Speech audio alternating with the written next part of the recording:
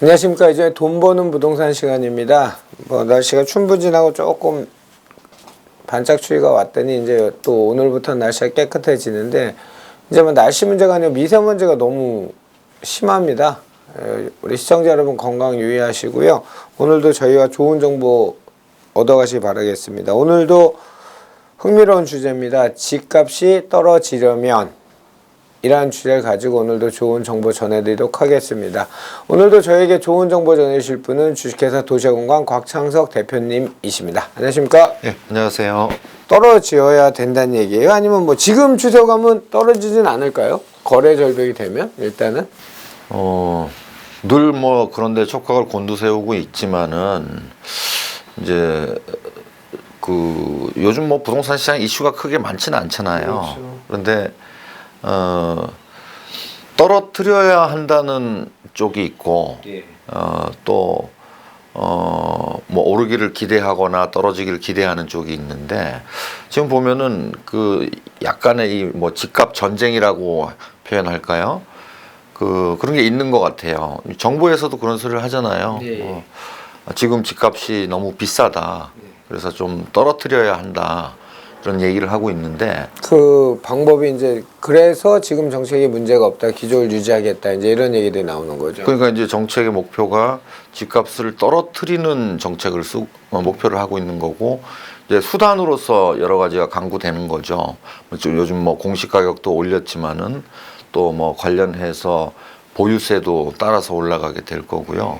지금 현재 대출도 거의 뭐 끊어놓은 상태고, 이런 식으로 집값을 떨어뜨리기 위한 뭐 일련의 여러 가지 뭐 정책들을 하고 있는데, 이러다 보니까 또 집값이 오를 때, 작년 재작년 오를 때 집을 안 사고 기다린 분들은 집값 하락에 대한 기대를 많이 갖고 계신 것 같아요. 그래서 이제 집값이 실제로 떨어진 적은 언제 있고, 또 집값이 떨어지려면 어떤 조건이 갖춰져야 떨어지는가, 그런 거를 한번 생각해 볼 필요가 있는 것 같아요. 네, 시기는 뭐 전에 한번 얘기하셨던 한 3차례 정도 집값이 떨어지셨다고 얘기하셨죠? 예. 그 우리가 이제 주택 통계를 내기 시작한 1986년 이래 이렇게 보면 한 3차례, 또 뭐 아주 확대해서 보면은 뭐 4차례라고 볼 수도 있어요. 예.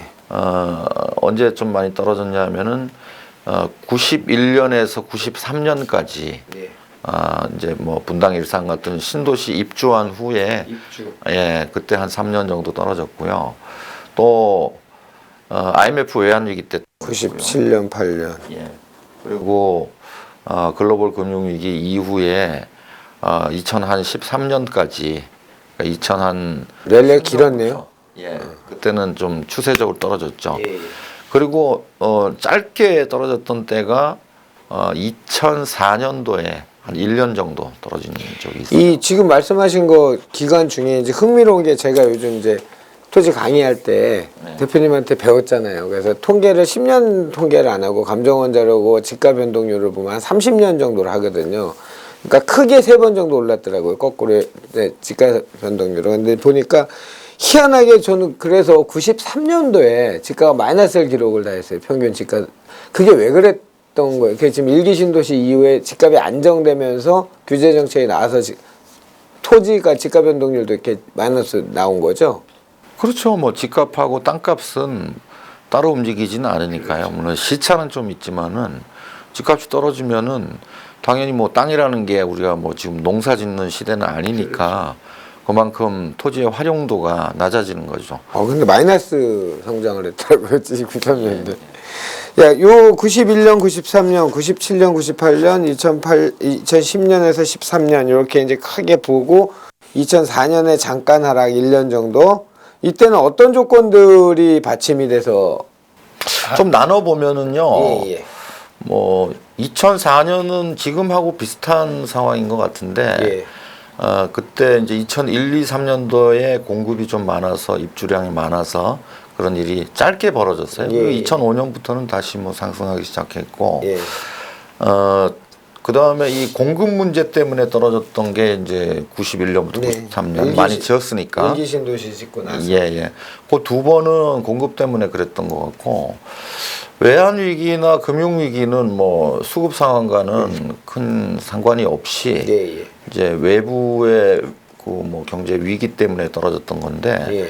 글로벌 금융 위기 이후에 전 세계적으로 집값이 좀 떨어지고 있을 때 예. 그때 이제 한국도 떨어진 거는 맞는데 보면은 한국은 약간의 특수성은 있었던 것 같아요.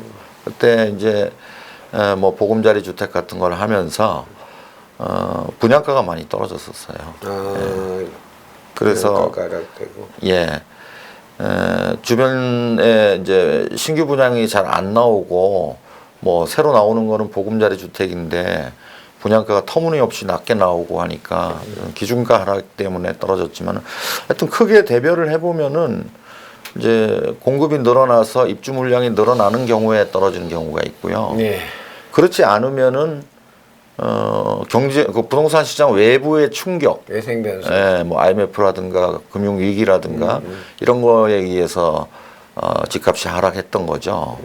근데 이제 지금 이 정부에서 하려는 걸 보면은 조금 지금까지 과거 수십 년간에는 벌어지지 않았던 일을 이 정부는 할 수 있다고 생각하는 것 같아요. 이 조건에 하나도 부합하는 게 없는 상황인데 그렇죠. 이제 억지로 뭐 돈줄을 끊는다든가, 인위적인 예, 대출을 끊어서 돈줄을 끊는다든가, 아니면은 이제 세금을 높인다든가 이런 식으로 해서 집값을 뭐 과거 몇 년 전 가격으로 돌이킬 수 있다고 얘기를 하는데 예, 예.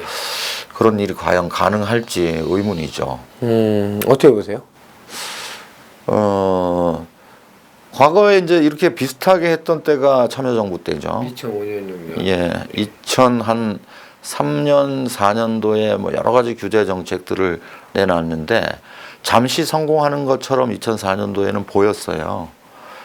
그러나 뭐 2005년 이후에 다시 그러니까 이거잖아요. 텐션이 점점 강해진 거잖아요. 팡 치고 올라가는 시점이 그래서 그때 주택 상승률이나 집가 상승 물론 이제 그때 여러 가지 요소들이 많았죠. 뭐 지역 균형 발전을 위해서 막상 보상금이 풀린 땅값이 오르니까 그런 상승 요인도 있고 아까 얘기하셨던 공급적인 측면도 있고 여러 가지 텐션이 굉장히 강해서 반탄력이 커졌는데 지금도 혹시 2019년이니까 한 우리가 예측했던 그 입주가 끝나는 시점 그 16년 17년에 뭐 그 흔히 말하는 프레임 잡았던 15, 16의 그 공급량 분양 물량이 이제 소진되는 시점에 그런 텐션이 생길 수 있을 거라 보세요.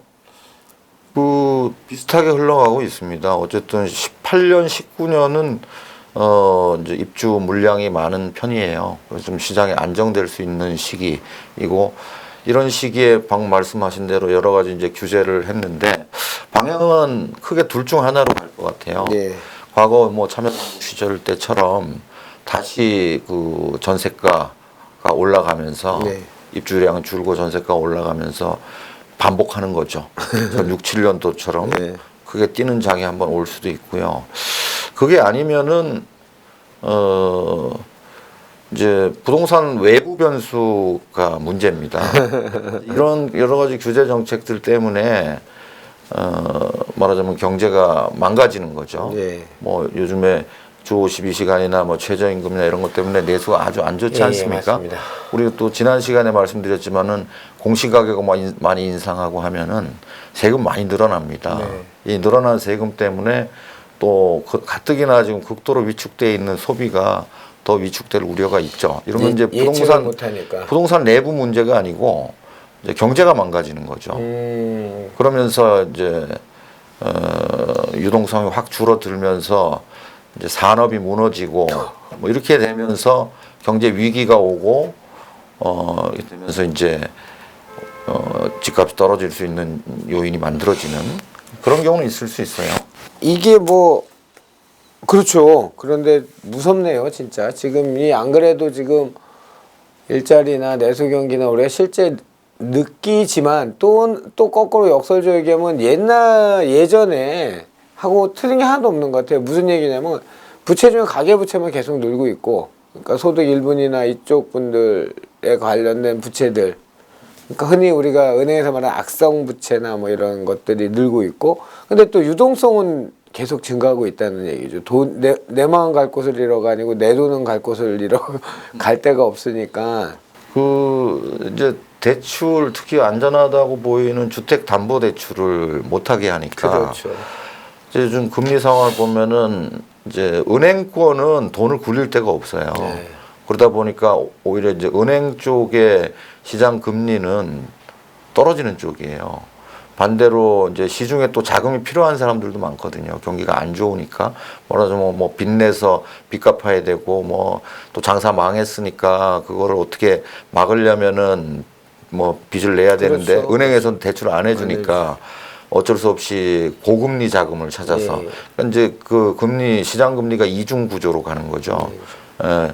이제 이런 상황을 이제 이 시장이 극복해낼 수 있느냐 아니면 극복하지 못하고 정말 어느 순간에 본물이 터지듯이 방금 말씀하신 대로 막 돈 필요한 사람들이 갑자기 늘어나면서 시장 금리가 막 고금리로 확 올라가 버리면은 그러면은 이제 위기가 온다고 봐야지. 근데 그런 걸 막으려고 요즘 보니까 정부에서도 제가 예전에도 한번 예고해 드렸지만은 좀 의도적으로 벤처붐 같은 걸 일으키려는 것 같아요.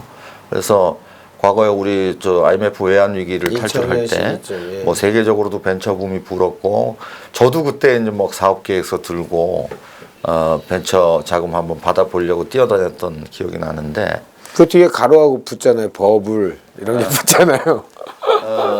이렇게 인위적으로 조성하는 벤처붐 이런 것들은 사실 크게 도움이 안 되는 것 같아요. 곽 대표님이 거의 부동산도 그렇지만 벤처 1세대 뭐 그쯤 되시잖아요. 그때 당시. 90년대 말에 이제 벤처붐 때 창업을 했으니까. 닥터 아파트를 그때 하셨으니까. 예.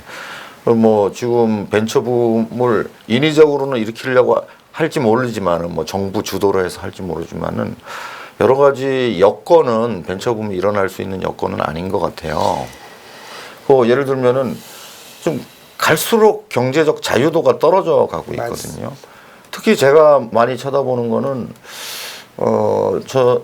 제 기억에 저 막 90년대 말에 창업하고 하루에 막 14시간, 15시간씩 막 우리 직원들하고 일했던 기억이 나는데 지금 주 52시간이 못 하잖아요, 이제. 이제는 그렇게 할 수 있는 여건이 안 돼요. 그러니까 얼마 전에 그 대통령 간담회에서도 벤처에서 밤새고 좀 일 좀 하면 안 되냐 그런 우스개가 나왔다고 하니 뭐든지 인위적인 건 다 문제가 생기는 것 같아요. 일자리 늘리는 것도 기업에서 필요해서 직원을 뽑아야지. 일자리 늘리기라는 명제를 정해놓고 거기다 맞추다니까 뭐 공무원만 뽑는다든지 손쉽게 할 수 있는 이런 쪽으로 자꾸 가는 것처럼 벤처도 정말 창업을 젊은 친구들이 대표님 아드님이나 제 아들처럼 젊은 아이들이 뭔가를 막 하고 싶어 하는 분위기를 만들어줘야 될 것 같은데 아까 얘기하신 것처럼 뭐 인위적인 이런 게 붙으면 끝에는 꼭 버블로 종결이 날 확률이 높다는 게 되게 안타깝죠.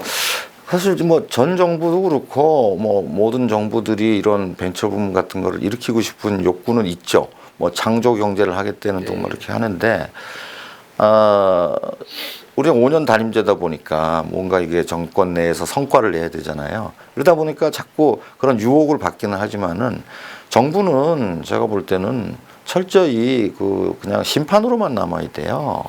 경기를 하는 선수들은 플레이어들은 시장에 참여한 민간이 하는 거지. 그걸 정부가 참여해서 벤처붐을 일으키겠다. 이거는 뭐 심판이 경기에 뛰겠다는 얘기하고 다를 바가 없는 거거든요. 그래서 지금은 이제 그나마 좀 다행인 거는 과거에는 보면은 뭐 이런 거에 관련된 규제를 풀자 그러면 이게 국회조차 통과가 못 됐어요. 그래서 제가 그랬던 거예요. 차라리 지금 이 민주당 정부가 되는 게 그런 뭐 규제를 풀고 하는 데에는 나을 수 있다. 규제만 반대했던 분들이니까. 네, 그러니까 새 정부에서는 근데 그런 거를 이제 빨리 법안을 내고 규제를 과감하게 혁파를 해서 시장이 살아날 수 있도록 해야 됩니다. 지금 뭐 우리 부동산 얘기를 하고 있지만은 맞습니다. 이제 지금 부동산의 변수는 별로 없어요. 부동산에서 뭐 더 이상 할 수 있는 게 정부에서 할 수 있는 게 그 아주 강력한 뭐 거래를 금지시킨다든가 뭐 주택 거래 허가제라든가 뭐 또 뭐 요즘 얘기 나오는 거 보니까 뭐 이제 집 한 채 이상 있는 사람들은 주택 거래할 때 허가를 받아야 된다 이런 얘기도 나오고 있거든요. 이런 거 아니면 할 게 없어요. 그렇죠. 나올 거 근데 거의 근데 다 만약 그런 식으로 가면은 뭐 완전히 시장이 죽는 거거든요.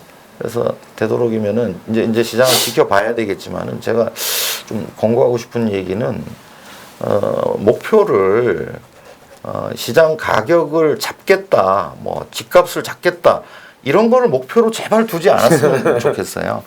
과거에 우리 역사가 다 얘기를 해주고 있거든요. 근데 데자뷰가 아니라고 하니까 그것도 답답한 거죠. 뭐 우리 예를 들면 프랑스 대혁명 때도 우유값 잡으려고 하다가 네. 결국 잡으려던 사람이 단두대 이슬로 사라졌잖아요. 중국에도 그 참새 잡으려다가 식량 파동이 오고 막 그랬었죠. 우리 다 알고 있는 얘기고 또 뭐 옛날로 돌아가면은 로마 제국이 멸망한 것도 보면은 뭐 자기들이 자꾸 뭐 돈을 풀어가지고 막 그 인플레가 일어날 것 같으니까 뭐 곡물이라든가 여러 가지 가격 통제를 하고 상한선을 정해놓고 하다가 결국 경제가 망가지면서 로마가 멸망하게 되지 않습니까? 그래서 좀 지금이라도 이 벤처붐이라도 일으켜서 좀 그게 설령 버블이 되더라도 그게 계기가 돼서 시장 경제가 활성화되고 돈을 쓸 수 있는 분위기가 돼요. 규제가 풀려서 우리가 자유스럽게 창업을 하고 자기의 능력을 최대한 발휘하고 자기가 최선을 다해서 자기 이익을 추구한 결과가 우리가 그 경쟁을 통해서 시장이 활성화되고 또 돈도 더 벌게 되고 그런 쪽으로 가야 뭐 부동산 시장도 살아나지 않겠는가 하는. 제가 어저께 그 요즘 한국 영화를 하나 봤거든요. 돈인가 그거 보니까 대사가 꽂히는 대사가 하나 있더라고요.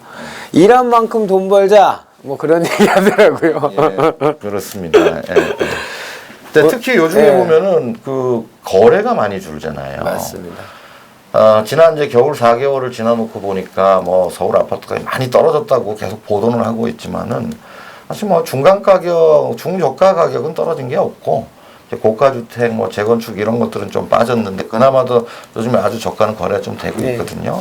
근데 이제 문제는 거래량이 거의 뭐 반토막이 아니고 4분의 1 토막이 나 있는 상태예요. 이렇게 이제 거래량이 계속 줄게 되면은 여러 가지 부작용들이 발생될 수가 있습니다. 그렇죠. 그래서 이런 거래량이 막 줄어들었을 때 이제 어떤 일이 벌어질지 이런 것도 좀 생각을 해봐야 되거든요.